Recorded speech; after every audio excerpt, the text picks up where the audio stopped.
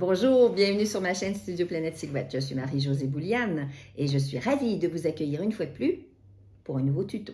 Le tuto est assez exceptionnel. Il fait suite à la vidéo sur la découpe de simili-cuir.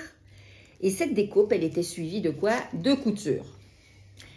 Je vous avais donné des conseils de couture du simili-cuir. Je les ai appliqués moi-même. Et puis, petit souci, quand je suis arrivée chez ma fille, elle m'a dit ça. Ah, c'est quoi ces coutures? Bon, du coup, c'est vrai que on vient d'une famille de couturières sur plusieurs générations. J'ai fait de la couture très, très jeune jusqu'à assez tard dans ma vie, jusqu'à ce que je commence à utiliser les machines de découpe silhouette et j'ai mis la couture de côté. Et c'est Annie-Laure qui, depuis plusieurs années, a repris le flambeau de la couture d'une manière excellente. Et donc, dans la vidéo qui va venir juste après cette petite introduction, vous allez voir comment elle s'y prend. Elle va vous donner tous ses meilleurs conseils pour coudre du simili-cuir.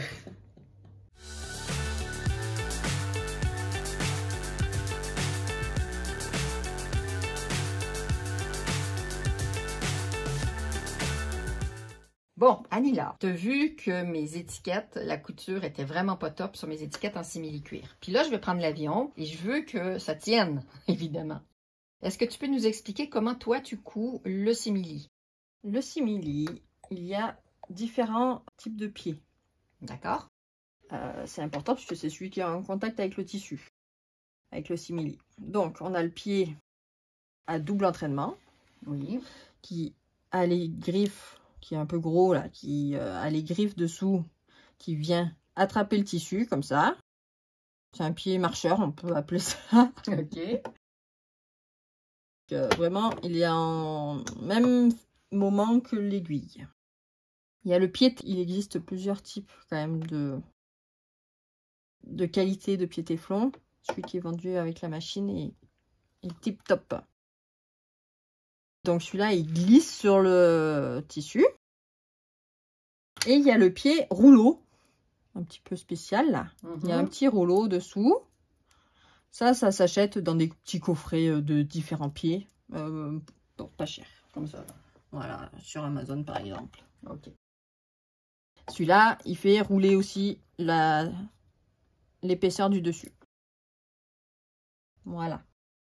Est-ce qu'il y a quelque chose de particulier qu'il faut mettre en dessous, où il y a les griffes ou quoi que ce soit? Si on n'a pas tout ça, on peut utiliser notre pied normal.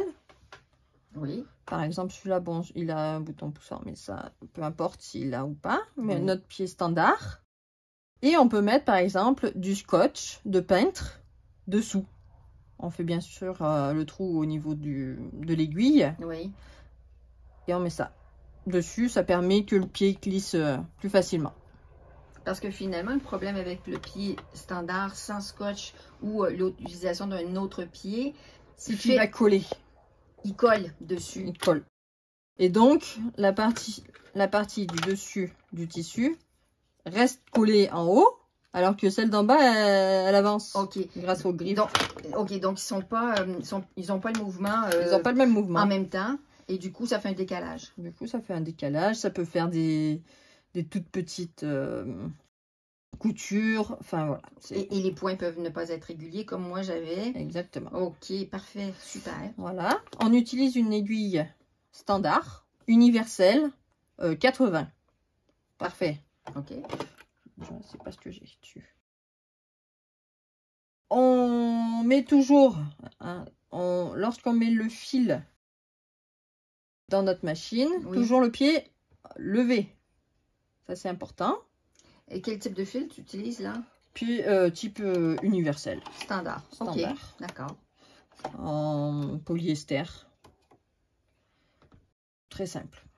Réglage. Oui. Les réglages vont être hyper importants. OK.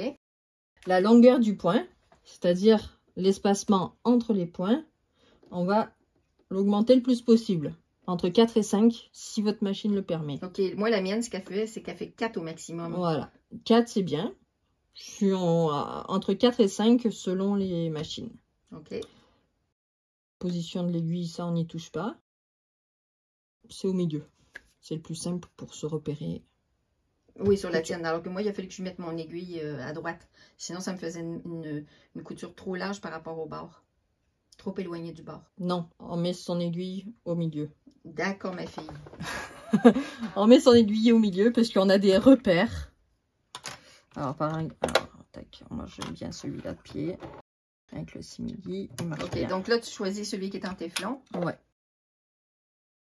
Mais tous les autres fonctionnent. On pourra tester, il n'y a pas de souci. Je vais juste prendre mon aiguille universelle 80 et toujours de la bonne qualité, hein, bien sûr. En aiguille. C'est ce que je préconise toujours dans tous les produits qu'on utilise avec nos machines de découpe. Marque Schmetz. Alors, je ne suis pas sponsorisée, mais c'est la référence en aiguille. Super. Donc, universal. Et là, 80. Ça, c'est la taille de l'aiguille en elle-même. Et le 12, c'est la taille du petit trou où on va passer le fil. Parfait, le chat. Voilà. Donc, ça, c'est vraiment le standard à avoir tout le temps. Donc, niveau fil, il faut bien suivre, bien sûr, l'enfilage. Au niveau de la canette, il faut suivre le dessin que vous avez sur votre boîtier. Hein? Le sens d'enfilement du fil. Ça fait un P. Hop. On tient la canette et on enfile comme c'est indiqué. On suit bien le chemin. Tac. Hop. On fait remonter le fil, donc en baissant notre pied avec le bouton, je pense, derrière vous. On tient le fil du dessus, on descend notre aiguille et on remonte. Et ça fait remonter le fil de canette. Hop, on les passe sous le pied et on les met bien à l'arrière, derrière le pied. Pour le simili, on ne va pas utiliser des aiguilles, on va utiliser des petites pinces pour éviter de trouer le tissu. Tu parles de ne pas mettre des épingles. Oui. On n'utilise pas des épingles. Tic, tic, tic. Sinon, ça fait des trous. Pour le faire tenir. Donc les petites pinces, c'est génial. Des petites pinces, comme ça, il y en a sur... ça, c'est quelque chose de nouveau qui n'existait pas à mon époque. Ça existe sur les sites chinois, les 50 à pas cher. Okay. Donc, on commence... Alors, on commence notre couture par 3 petits points en avant. Oui. 3 petits points en arrière. Oui. Et on y va. C'est parti. Et on refera ça jusqu'à la fin. Dans nos angles, je vous montre. Donc, finalement, j'ai mis l'aiguille tout à droite pour être plus proche du bord du tissu. Et je vais vous montrer, donc sur les plaques de machine à coudre, on a des repères. Donc soit 1 cm, soit 7 mm. Finalement, j'ai réglé mon aiguille le plus à droite possible pour être le plus près du bord. Oui. Donc en réglant la largeur de point. Ok. Donc on va faire nos 3 petits points en avant. Donc sur la plaque à aiguille, on a des petits quadrillages. Faut bien s'en servir, ou alors le bord du pied. On a des repères, on regarde jamais l'aiguille. Toi, tu as des quadrillages, moi, j'en ai pas sur ma machine. Si, c'est des lignes, moi. Bon, si tu veux, peut-être, mais il y a des lignes en tout cas. Oui. On peut se servir du rebord du pied. Et des fois, il y a des repères. On choisit un repère. Oui, il faut trouver son propre repère. On peut poser son doigt comme ça. Et comme ça, le tissu, le simili, comme il est épais, oui, il va suivre en fait notre doigt tout simplement. Ok, donc tu l'écrases un petit peu avec ton doigt, c'est ça? Ben, non, je le mets en contre. Ok. On peut mettre une cale, ce que vous voulez, mais moi mon doigt j'aime bien. Ok. Et là, avec l'autre main, on fait juste suivre le tissu.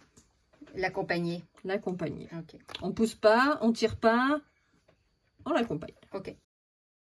On commence par les 3 petits points en avant, en marche arrière, et on repart en avant. Donc là, je vois que ta vitesse, elle est basse. Je vais doucement pour la vidéo. Mais Après, quand on a plus l'habitude, on avance. On peut le faire plus rapidement. On s'arrête pour enlever la petite pince. Et on continue.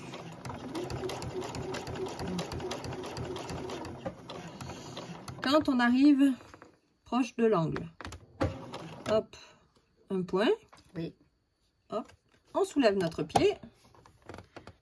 L'aiguille dans le tissu, toujours. On tourne, on rebaisse notre pied et on avance. Là, la largeur de chaque point, tu l'as mis sur 4? Oui, je suis sur 4,2, mais okay. Entre 4 et 5. Donc là, on n'arrive pas loin du bord. On va refaire un petit point pour être à la distance qu'on veut. Je suis allée trop loin. Donc, je vais revenir un peu en arrière. Un point. Hop. Parfait. Hop. Là, on repose. On peut enlever peut-être la pince. On se la met plus loin. C'est bien déplacé, oui. Et on avance jusqu'au bout. On pousse la pince. On va jusqu'au bord. On dépasse et on revient en arrière. 3 petits points. 3 points en arrière, 3 points en avant. Et c'est fini. On Superbe. coupe nos petits fils grâce C'est pas ces ciseaux-là. au coupe-fil. Ça, c'est trop bien. J'adore ceux-là. C'est Fiskars. Ouais, Fiskars, tout ce qu'ils font, c'est super aussi. Hein, Ils permettent de protéger même quand on part en voyage ou quoi. Tac. Un système de blocage. Système de blocage. Trop bien. Il coupe super bien. Wow. Il y a un petit ressort là qui permet de faire le... Yop, trop facile. Et en plus, on peut changer on peut les retirer les lames pour les aiguiser. Waouh. Donc moi j'adore. Ils ont coûté un petit peu plus cher que un ciseau standard, mais t'es contente. Mais ça c'est trop bien puisque ça coupe vraiment proche du... Tiens, je me suis trompée. Vraiment proche du tissu. Tu peux vraiment affiner. Hop. Hop là. Et voilà. Et ce côté-là, on peut couper aussi un petit peu ou pas? Hop. C'est mon démarrage. Génial. Hop là. Travail de pro. Et même pas besoin de faire de petits nœuds avant. C'est des points d'arrêt qu'on appelle ça. Exact. 3 points en avant, 3 points en arrière. Magnifique. Et voilà. Et là, je vois que l'autre, tu l'as fait avec un double point. Ouais. On est passé une fois proche du tissu et une fois un peu plus loin. En mettant juste toujours le même espacement. Mais on bouge l'aiguille. Et tu t'es guidé sur la première ligne? Ben, je me suis guidée par rapport au bord du tissu. Ah, ok, d'accord. Sur le bord du tissu, tu as déplacé ton aiguille pour être un petit peu plus loin. Voilà, tout simplement. Par rapport à l'autre. Magnifique. Je te remercie, ma chérie. Voilà. Superbe. Eh bien, j'aime bien le double point. T'as du boulot.